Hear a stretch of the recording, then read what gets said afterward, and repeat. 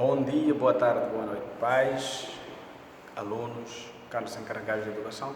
Respondo pelo nome de Sérgio Fernandes Malia, professor de Geografia, 8ª classe.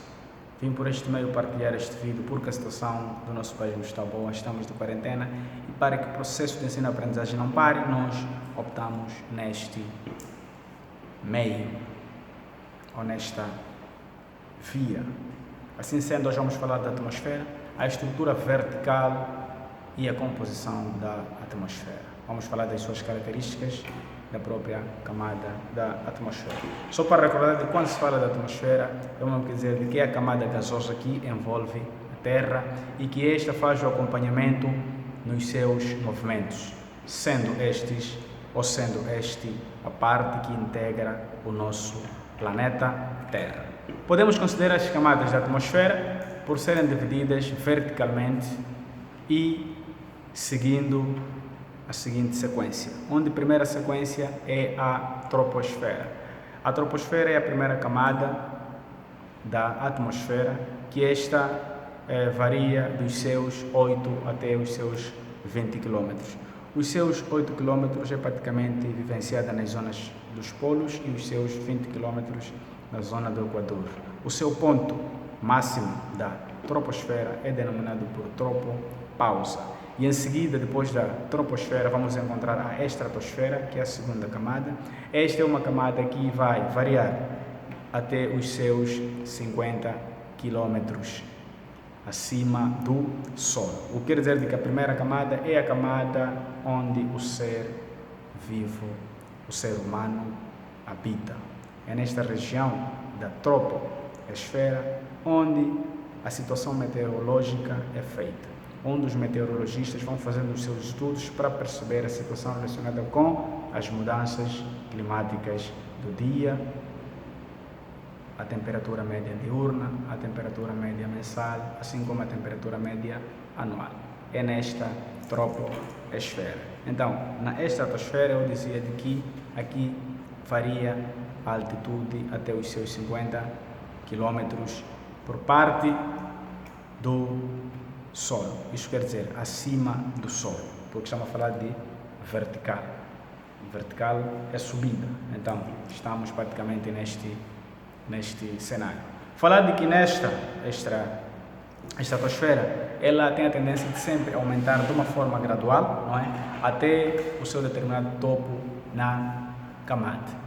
Isto deve-se a determinada absorção da radiação ultravioleta, que esta radiação ultravioleta é praticamente proveniente dos raios muito fortes que são emitidos pelo Sol. Então, é nesta camada denominada por estratosfera responsável ou ainda encontrada a camada do ozono. A camada do ozono é praticamente a camada responsável pela retenção ou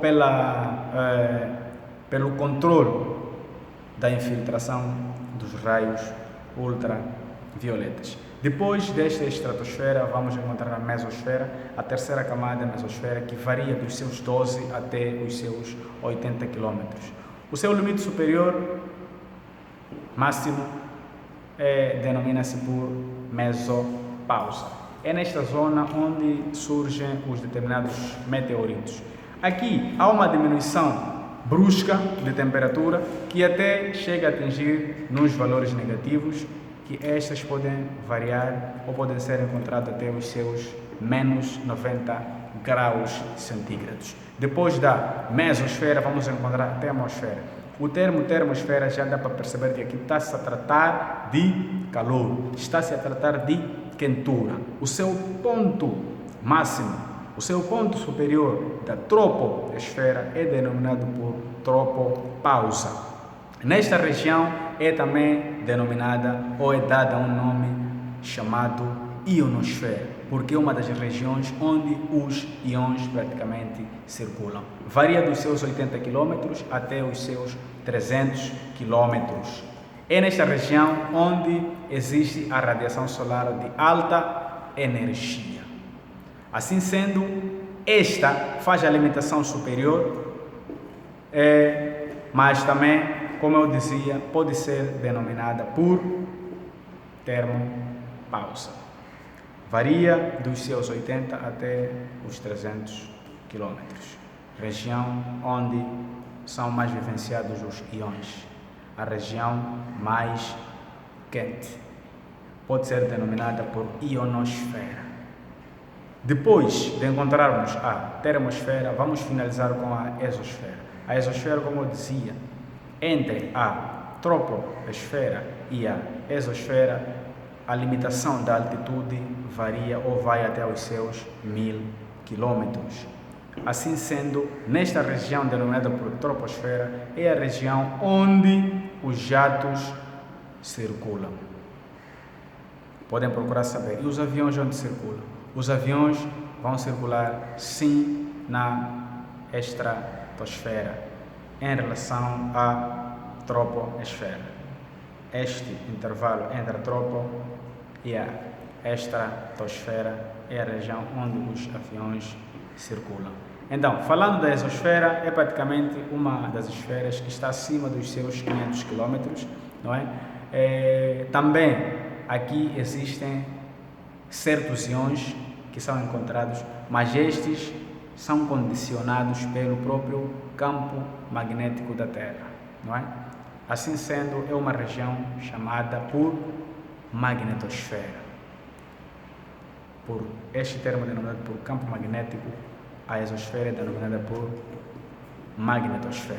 Esta é uma região em que não se percebe de uma forma melhor qual é o seu ponto mais alto. Até então, denomina-se por magnetosfera por apresentar também um campo magnético. E em seguida vamos dizer de que ao penetrar na própria ionosfera, existe aqui a colisão entre certos átomos e certas moléculas de oxigênio ou nitrogênio que temporariamente vão criar uma energia muito mais forte. Neste contexto, quando estes átomos colidem, eles vão retornando no seu estado de energia de uma forma de excitação. O que quer dizer de que elas vão emitindo uma energia sob forma de luz, o que vai constituir ou que vai transformar em auroras boreais, vai constituir com que isto aconteça praticamente nos seus polos norte e praticamente em particular vai emitindo nos polos a própria atmosfera e assim vão colidindo por parte de certas tempestades devido à própria rotação do Sol. Nós sabemos de que o Sol também executa um movimento. Então, para finalizar, dizer de que a estrutura vertical da atmosfera é praticamente composta por 5 camadas, onde a primeira é a troposfera, que o seu cume é a tropopausa, a estratosfera é a segunda, que o seu cimo é a estratopausa, e a terceira é a mesosfera, que o seu cimo é a mesopausa. Temos a termosfera, que o seu cimo é a termopausa, e para finalizar a exosfera, que até então não se percebe qual é a sua finalidade, mas denominou-se por magnetosfera, porque também, para além da termosfera, assim como a exosfera, terem se manifestado os íons, são estas as regiões onde finalizam na camada da atmosfera. Muito obrigado, Sérgio 6. Dúvidas? Entre em contato.